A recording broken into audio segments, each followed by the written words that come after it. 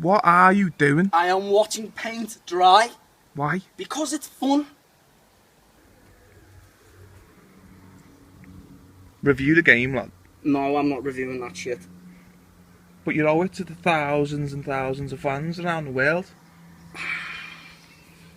Yeah, I've got a point. The hundreds and thousands and millions of people do deserve a review.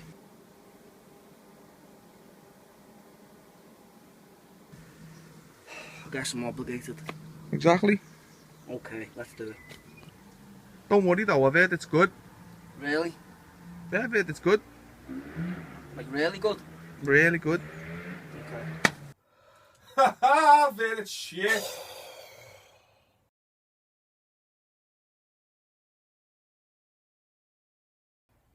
Resident Evil Revelations 2, okay.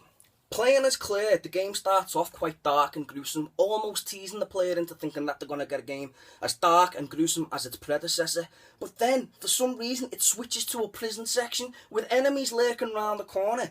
But it's just spoilt by sunlight coming in from the fucking sky, from the sides, from the walls, from the windows, illuminating all the enemies and immediately making them way less pulsating and way less threatening than they were when you started off. And that is not helped by a cocky, when should be terrified teenage partner is walking round talking like she's in a fucking Paris Hilton TV reality show. Moira, Barry's daughter, is along for the ride and she just makes everything feel like you're at a cheap fairground attraction. Enemy design is tarnished with enemies from the past that should remain just that, in the past. I don't want to be reminded of Resident Evil 4 or Resident Evil 5, which enemies from both them games appear in Revelations 2, like the prisoner. It was the lowest point in the series so far, Resident Evil 4 and Resident Evil 5, which paved way for the bullshit that I'm about to unfold. Having said that, partner AI for once isn't as useless as it normally would be. Moira can shine a light on objects and things that Claire can't usually see, including them smashable coins, which I still don't know what the fuck they're for. Someone please tell me. But if we're talking about the way the game looks bad, terrible. The textures are unbelievably bad, considering they skipped the 3DS, in which you might think was an effort to make the game look more amazing. But no, shitty textures, nothing that couldn't have been done on previous consoles. Character switching is a welcome return mechanic from Resident Evil 0, my personal favourite in the series, and it's nice that the game should harken back to its glory days, and it can help it feel less formulaic with useful traits like Moira's ability to crack open safes with a crowbar. Then you meet a little girl who can see through walls, see zombies through walls, which allows you to plan for a more efficient attack. But Barry just doesn't seem to help take out a zombie no matter how close you get. Considering the sole purpose of one section is to protect this little girl, he does a damn fine good job of just standing there doing fuck all. There's something ahead. Why isn't he doing anything about it? Why isn't he killing the zombie? What the fuck? Kill the fucking thing! Be careful. Oh, like it wouldn't have heard that. Why is he... Can someone explain this to me? Why, Barry, why aren't you doing anything about this zombie? Be careful. What? Are you gonna do something? What the fuck? And I don't care if that was meant to be a stealth section, Barry should have helped. It completely destroys the illusion of each character having the other one's back. For each correct move, it feels like one step forward and fucking 20 steps back. Larger, more open level design isn't bad to look at, but it uses cheap tricks like big ocean backdrops to make the exteriors look like there's more there than what's really on offer. It can be kind of interesting to look at, but its biggest crime is making you play the same fucking levels you've just played 5 minutes ago as a different character. Boring! And I know what Capcom's defence would be. It would be, oh, well, it's a rescue mission. You're supposed to retrace the steps of Moira. You're supposed to be rescuing it. Of course you're going to have to go over old ground. That would be okay if there was something interesting going on. But there isn't. There isn't.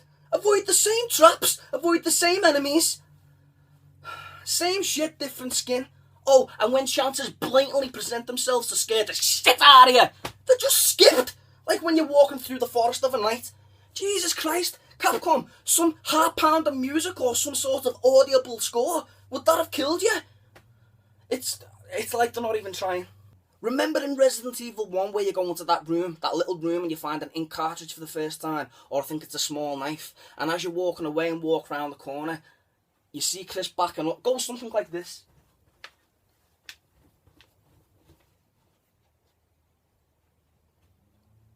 And there's a zombie coming towards you. Remember that shit?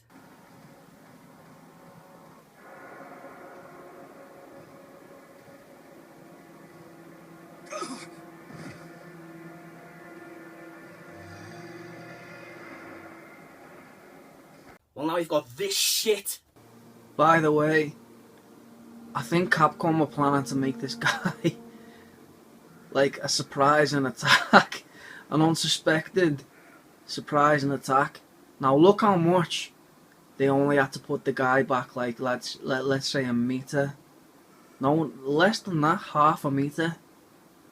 Because I was supposed to walk around the corner like you can see to the left and not suspect this guy.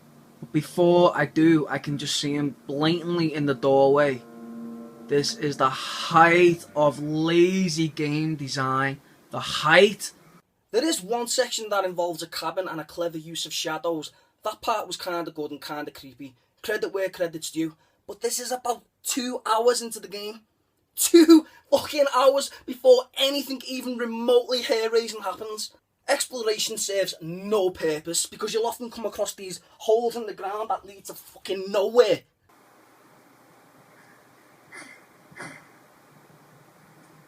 Is this the same room I was in like 5 minutes ago? It is.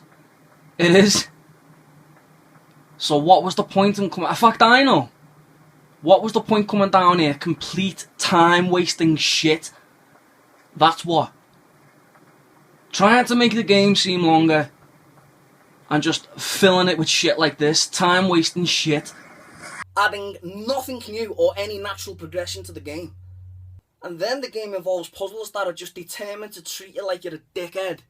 There's no intricacies whatsoever to make them feel worthy of your time, except maybe one where you've got to follow some foot patterns across the floor to get to the back of a statue and reclaim, I don't know whether it's a relic or a key. That puzzle was okay. That's about it. The zombies look terrible. Fucking laughable. The zombies in Resident Evil 1 and Resident Evil 0 on the GameCube looked better. We've gone from this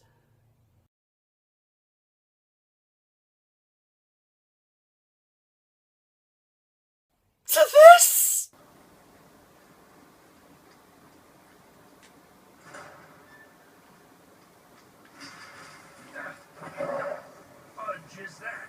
Honestly, Capcom. Honestly. I'm supposed to be scared of that. That is fucking awful. That is a piss poor show. They look like special children's attempts at Halloween costumes. Really?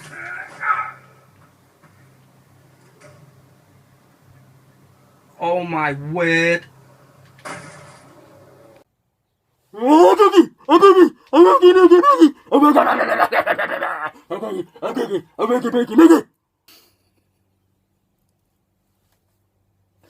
Terrible and non-innovative, except for maybe some zombie pigs. The zombie pigs in the game. Have we ever had zombie pigs before? Someone take care of that in the comment section for me. Barry's missions are probably the best because they're the ones that rely more cleverly on the little girl's telekinetic powers to pull you through. No. Get your own material.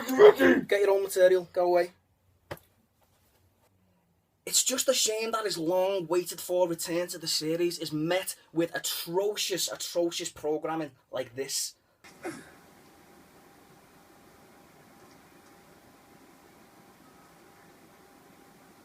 Honestly, 2015 and shit like this is going on.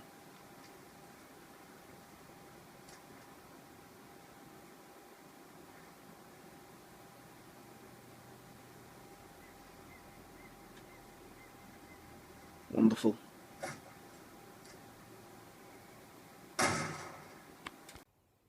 "2015, people. It's a fucking shame, isn't it?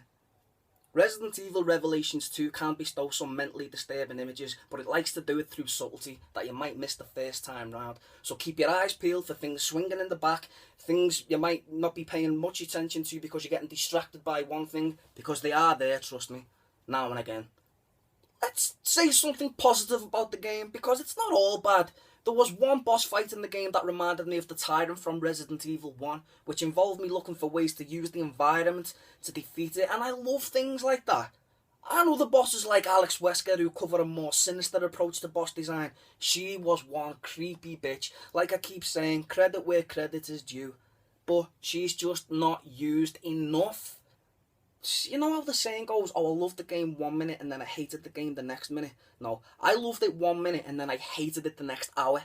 Stupid shit like when the little girl's on the crane and you've got to pull a handle to make her come over to the other side and she just falls off. Not for the want of trying. She's just standing still and the character model just doesn't move with the crane. Shit like that is even more evidence that there was no TLC, no love, no real time put behind this game whatsoever. But fans of the older series will be glad to know that the game pays respect to its more classic traditions by the game's final act, much like they did with Resident Evil 5 Gold.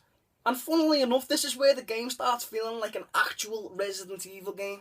Capcom, stop drip feeding us this nostalgic goodness and just give us a full game in the style of the series' more older traditions. Resident Evil HD on Steam was supposed to be the test. You asked us if we wanted it, and we answered. #1 selling digital game on Steam or any other digital distribution platform. We've lived up to our end, Capcom. Now it's time to live up to yours. I want to thank everyone for watching the review. Resident Evil Revelations 2 gets 5 out of 10. Get it for like 15 quid, 10 quid, even cheaper, but don't be expecting anything magnificent. I can't wait to see it all in episode 12. I'm going to do another unusual unboxings. I'm going back to my roots, unlike some people. See you in episode 12.